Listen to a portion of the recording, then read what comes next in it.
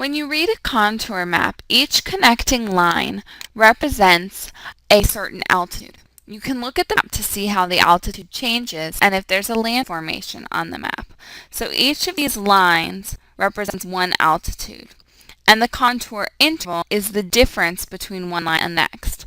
So here, this line represents 685, whereas the line below it represented 684. So our contour interval, the difference between these is 1. Sometimes it'll be greater. Sometimes you'll have 100 between each line. Closed or loop lines show a hill or mountain. So this looped line that's represented by each of these lines is actually a loop. It's going to show you a mountain.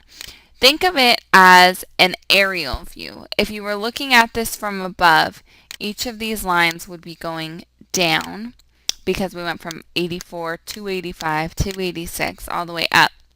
So closed or looped lines are going to show a hill or mountain. Dashed lines are used when elevation is being approximated. So these dashed lines represent that we don't know exactly if it's 380, but it's about 380. And then this straight line over here is actually 380. Hachure marks show a depression. This is used to make sure you know when closed loops represent drops in elevation rather than mountains. So with these little dashes on the lines, or Hachure marks, that means that it's actually going to look like that instead of like that.